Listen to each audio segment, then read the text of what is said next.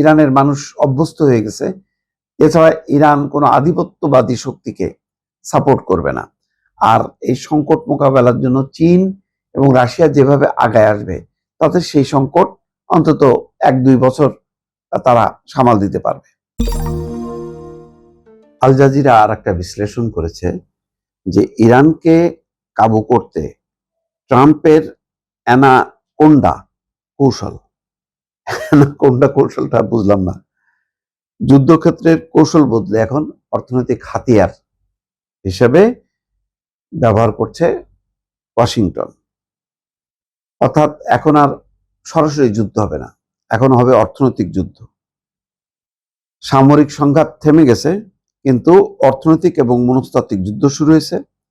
ইরানকে কূটনৈতিক টেবিলে নতি স্বীকারে বাধ্য করতে এক কঠোর অ্যানাকোন্ডা কৌশল নিয়েছে। যুক্তরাষ্ট্রের মূল পরিকল্পনা হচ্ছে যে কোনো জাতীয় পরিকাঠামো ধ্বংস না করে অর্থনৈতিকভাবে শ্বাসরোধ করে তেহরানের শাসন ব্যবস্থাকে কোণঠাসা করা।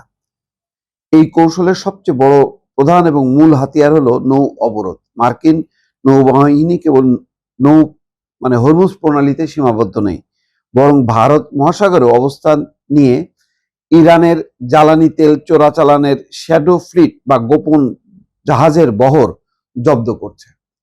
অর্থাৎ নাম পরিবর্তন করে বিভিন্ন জাহাজের গোপনে যেইগুলি চলছিল সেগুলো জব্দ করছে। চীন ও ভারতের সস্তায় তেল পাঠানো আটকানোর পাশাপাশি ক্ষেপণাস্ত্র তৈরির কাঁচামাল আমদানি বন্ধ করে দিয়েছে ওয়াশিংটন। ফলে ইরানের তেল খনি ও খার্ক দ্বীপের ট্যাঙ্কারগুলোর ধারণ ক্ষমতার শীর্ষে পৌঁছে যাওয়ায় দেশটির খনি থেকে অপরিশোধিত তেল উত্তোলন পুরোপুরি বন্ধ হওয়ার উপক্রম হয়েছে, যা তাদের অর্থনীতিকে দীর্ঘমেয়াদে ধ্বংসের মুখে ঠেলে দিয়েছে। কিন্তু এত কিছুর পরেও ইরানকে আটকানো যাবে না, আল জাজিরার সেই প্রতিবেদনে উপসংহারে বলা হচ্ছে নৌ অবরোধের পাশাপাশি যুক্তরাষ্ট্র ডিজিটাল অর্থনীতির উপরও আঘাত এনেছে।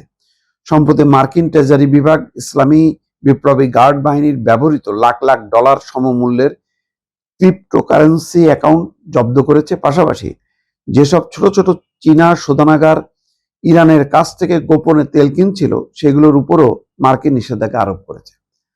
লাস্ট উপসংহারটা হলো এই যে ইরান অতীতেও নিষেধাজ্ঞা সহ্য করতে পেরেছে, ভবিষ্যতেও পারবে। তিনি বলেন যে অর্থাৎ দারে ইন নামে এক ভদ্রলোক বলছেন যে ট্রাম্প এমন এক যুদ্ধে আটকে গেছেন যেখানে তিনি জিততেও পারছেন না, আবার বের হয়ে আসতে পারছেন না। অর্থাৎ জিততেও পারতেছে না, আবার এই যুদ্ধ থেকে বের হয়ে আসবে সেটাও পারতেছে না। আল জাজিরাকে দারে ইন বলছেন সামরিক হামলা চালানোর আগে শত্রুকে অর্থনৈতিক এবং রাজনৈতিকভাবে দমবন্ধ করে দেওয়াই এই কৌশলের লক্ষ্য। অ্যানাকোন্ডা যেভাবে শিকারকে পেঁচিয়ে ধরে তার শ্বাসরোধ করে, ঠিক তেমনি যুক্তরাষ্ট্র এই কৌশল অনুসরণ করছে, কারণ গত 5 মাসে তারা যা করেছে তা ব্যর্থ হয়েছে।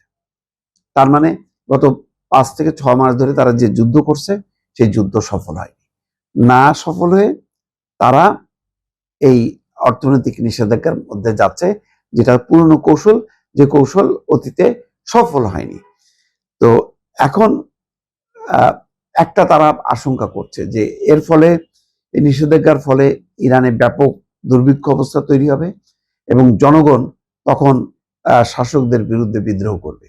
এই একটা সম্ভাবনা তারা দেখছে, কিন্তু সেই সম্ভাবনাটা কঠিন এই কারণে ইরানের মানুষ অভ্যস্ত হয়ে গেছে।